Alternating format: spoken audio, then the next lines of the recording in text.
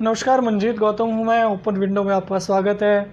देश में अभी नई एजुकेशन पॉलिसी आई है, लेकिन पुरानी जो एजुकेशन पॉलिसी थी, यूनिवर्सिटीज़ में खासकर हम बात करेंगे, स्कूल को छोड़ देते हैं, यूनिवर्सिटी पे आते हैं सीधा। यूनिवर्सिटी कॉलेज में जो पढ़ाई जाती थी, वो किस तरह की पढ़ाई थी और कितना स्टूडेंट्स को उससे बेनिफिट होता था, कितना वो स्किल बनते थे उन चीज़ों के साथ। क्या यूनिवर्सिटी लेवल का उनके अंदर दिमाग आ जाता है? क्या वो एक अच्छे प्रोफेसर बन जाते हैं, एक अच्छे इंटेलेक्चुअल बन जाते हैं? इन सारी बातों के जवाब के लिए हमारे साथ मौजूद हैं अकबर जी। और अकबर जी बहुत पुराने जर्नलिस्ट भी हैं और काफ़ी यूनिवर्सिटीज़ में विज़िट भी किया है, स्टूडेंट्स से मुखातिब होते रहते हैं, उनको देखते रहते हैं, उनको ऑब्ज़र्व करते हैं और जो टीचर्स हैं उनसे भी बात करते हैं। सर, आपको क्या लगता है फ़िलहाल जो यूनिवर्सिटीज़ में टीचर खासकर जो होते हैं, जो पढ़ाते हैं बच्चों को, उनका स्तर कैसा है? क्या उनका एजुकेशन लेवल ठीक है? देखिए मंजीत जी, हमारी शिक्षा पद्धति, अगर हम बहुत पुरानी बात करें, पुरातन शिक्षा पद्धति हमारी जो थी, अगर हम तकसीला का जिक्र करें, अगर हम अपने भूतकाल में जाएं, तो यहाँ चिंतक पैदा होते थे किसी ज़माने में। आज हम क्या देखते हैं, विश्वविद्यालयों से लोग टाई लगाना सीखते हैं, शर्ट पहनना सीखते हैं, जुराबें और जूते पहनना सीखते हैं, और फिर सोचते हैं कि डिग्री लेने के बाद रोज़गार यानी नौकरी, सरकार की नौकरी कैसे की जाए, या फिर दिल्ली, गुड़गांव, फरीदाबाद में जाकर कुछ विदेशी कंपनियों में किस तरह से रोज़गार प्राप्त किया जाए। आज हमारी शिक्षा का जो उद्देश्य है वो सिर्फ ये है कि हमें किसी ना किसी प्रकार से नौकरियां हासिल करना है। हम रट लेते हैं, रटंत विद्या का प्रचलन है। हमें ये पता है कि अरस्तु ने क्या कहा, हमें ये पता है कि अब्दुल कलाम ने क्या कहा था अभी, हमें ये पता है कि विवेकानंद जी ने ये कहा, लेकिन हमें ये पता नहीं है कि हमें क्या कहना है। सही बात। हमारा अपना चिंतन क्या है? मतलब थिंक टैंक नहीं बन रहे, हम नहीं बन पा रहे। जब तक हम खुद विचारशील नहीं होंगे, देश तरक्की या उन्नति नहीं कर सकता। बिल्कुल। हमें खुद विचारक बनना चाहिए, और सिर्फ विचारक नहीं, उन विचारों को किस तरह से लागू किया जाए देश को बेहतर बनाने के लिए, ये बहुत ज़रूरी है। जैसे यूनिवर्सिटी में या कॉलेज में बच्चे जाते हैं, क्लास में बैठते हैं, पढ़ाई के नाम पर औपचारिकताएं पूरी होती हैं। अब सेमेस्टर सिस्टम जैसे जारी हो गया कई सालों से जी, लेकिन एक जो क्लास में एक माहौल होना चाहिए, जो बच्चों को फ्री छोड़ के उनको जो पढ़ाया सिखाया जाना चाहिए वो खुद भी सीखें, ऐसा कुछ। परंपरागत जो शिक्षा हमारी है, बच्चे सामने बैठ जाते हैं, टीचर सामने खड़ा होकर लेक्चर देता है, फिर हम कुछ किताबें खरीदते हैं और कुछ किताबें हम खुद लिख लेते हैं नोट्स के नाम पे। अध्यापक बोलते हैं और हम नोट्स बनाते चले जाते हैं, फिर उनको रट लेते हैं, परीक्षाओं में हम अच्छे नंबर भी हासिल कर लेते हैं, और फिर हम पास होकर फिर उसी डगर पे चल पड़ते हैं।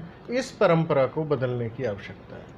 किस तरह बदला जा सकता है? इस परंपरा को बदलने के लिए हमें डिस्कशन बहुत ज़रूरी है जी। ग्रुप बनने चाहिए क्लासेस में, टॉपिक दिए जाने चाहिए, आपके अपने क्या विचार हैं, आपके अपने विचार।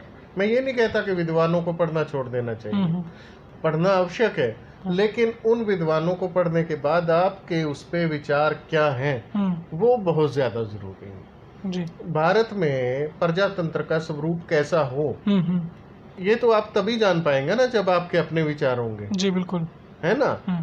हमारा संविधान लिख दिया गया, इस संविधान में क्या कुछ खामियां हैं? अगर हैं तो उनको कैसे दूर किया जाए, उसकी जगह क्या नया आना चाहिए? ये बात तो एक जो राजनीति विज्ञान का छात्र है वो तभी समझ पाएगा ना जब उसका अपना चिंतन होगा। जी बिल्कुल, है ना। तो हमेशा ही हम 200 साल पुराने, 250 साल पुराने, 500 साल पुराने या 5000 साल पुराने किसी विचारक के विचारों को कब तक ढोते रहेंगे? जी। हम इंसान बने, और ऐसे इंसान बने जिसके पल्ले अपनी बुद्धि है। जी बिल्कुल सही कहा आपने। तो शिक्षा, अच्छी शिक्षा हमें मिल सकती है कैसे? डिस्कशन के थ्रू, और जो चीज़ हम पढ़ते हैं उस पर चिंतन भी करें, अपने मूल विचार जो हैं उनको भी बाहर निकालें। पूरे देश की अगर बात की जाए तो पूरे देश में केवल कॉलेज और यूनिवर्सिटीज़ में बच्चे जाते हैं, क्लास में बैठते हैं, हाज़िरी भरते हैं और चले जाते हैं। ये मैंने भी देखा है अकबर जी खुद, जी। मैं भी बहुत जगह गया हूँ। असल जो शिक्षा होती है बहुत ही कम लोगों को मिलती है। ये हमारा स्टूडेंट्स का भी खुद का फ़र्ज़ बनता है कि हम अपना इतना कीमती टाइम, हमारी जवानी का टाइम हम यूनिवर्सिटी और कॉलेज में लगाते हैं, कम से कम वो टाइम तो हम लोग बहुत अच्छे से पढ़ाई करें। मंजीत जी, यहाँ पे मैं एक और बात कहना चाहूँगा। जो अध्यापक गण हैं, जो हमारे चाहे वो स्कूल में हैं या कॉलेजेस में हैं या विश्वविद्यालयों में हैं, उनकी भी एक रिस्पॉन्सिबिलिटी बनती है कि वो सिर्फ पढ़ाएं ना, सिखाएं। बिल्कुल। पढ़ाने से ज़्यादा ज़रूरी सिखाना है, और सिखाना होता है मैत्रीपूर्ण, जब हम रवैया अपनाते हैं छात्रों के साथ।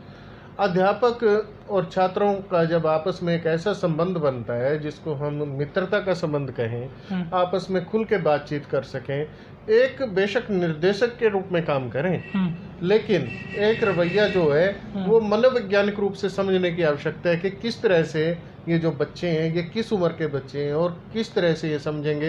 ये अध्यापक को जान लेना बहुत ज़रूरी है। जी बिल्कुल। आज मैं ये देखता हूँ, जो एक प्रोफेसर कहलाता है, बहुत रिस्पॉन्सिबल एक नाम है, एक डेजिग्नेशन है, लेकिन मैं ये देखता हूँ कि माफ़ कीजिएगा, गांव का एक नौजवान पढ़ लिख कर PhD करने के बाद, कुछ टेस्ट पास करने के बाद यूनिवर्सिटी में जाके प्रोफेसर बन जाता है। जी बिल्कुल।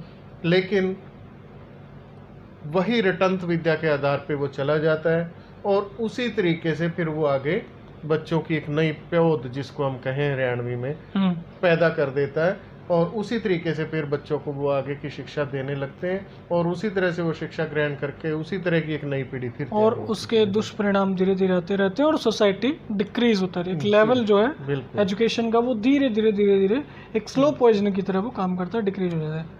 आज हम पढ़ लेते हैं कि जी फला विचारक ने ये शब्द ऐसे बोले, सिर्फ हमने रट लिया, उसके ऊपर हमने सोचने की भी थोड़ी सी भी ये मतलब हमारे अंदर नहीं आई कि इस पे हम 2 मिनट सोचे तो सही, आखिर ये है क्या। सिर्फ कोट किया हुआ है, इन्वर्टेड कॉमर्स में हमने वो लिखा हुआ कोट जो है उसको लिख दिया, और अध्यापक ने जब ये देखा कि लिख रखा है, उस पे थोड़े ज़्यादा अच्छे नंबर मिलते हैं। बिल्कुल बिल्कुल, सिर्फ यही बात। और ये मैं एक एग्जांपल आपको बता देता हूँ। जैसे हम MA इंग्लिश के दौरान जी आपस में बात करते थे, एक आध बार टीचर से भी डिस्कशन हो जाता था। वो कहते थे जब भी आप 16 जो नंबर का क्वेश्चन लिख रहे हैं तो उसमें आप ज़्यादा से ज़्यादा कोटेशन डालिए। वही आप शेक्सपियर की, मिल्टन की, आप फॉस्टस में से कुछ लिखिए, आप कोटेशन डालिए, ताकि आपको जो चेक करने वाला है वो अच्छे नंबर दे, वो उसको लगे कि आपने कोटेशन अच्छे से याद की है। ये नंबर तो मैं कहता हूँ उस विचारक को मिलने चाहिए जिसकी वो बात है, जिसकी वो बात है। आपने तो लिख दी उसकी तो बात, हमने याद करके मैं आपकी बात बोल रहा हूँ, तो मुझे ये बोलना चाहिए उन्होंने बहुत अच्छा कहा मंजीत जी ने, इसका क्रेडिट आपको जाना चाहिए, मुझे थोड़े जाना चाहिए। मैं क्या कह रहा हूँ उसका क्रेडिट मुझे जाना चाहिए। ये जो शिक्षा पद्धति है और इस तरह की जो ये पढ़ाई में हमारी, हम खास तौर पे उन विषयों की बात कर रहे हैं जो आर्ट्स के विषय, तो क्योंकि हम आर्ट्स के स्टूडेंट रहे हैं तो हम उसी पे ज़्यादा बात कर पाएंगे। तो ये मेरे विचार से सरासर गलत है, क्योंकि मैंने बहुत सारी जो कोचिंग एकेडमीज होती हैं उनमें भी देखा है जी। वो लोग क्या करते हैं, एक बड़ा 3-4 पेज का क्वेश्चन तैयार करते हैं, बना बनाया मटेरियल, उसमें कोटेशन होती है, वही बातें उठा के थोड़ी सी समरी और वो लिख के वो बच्चे को दे देते हैं। बच्चा एक रात में उसको याद कर लेता है, अगले दिन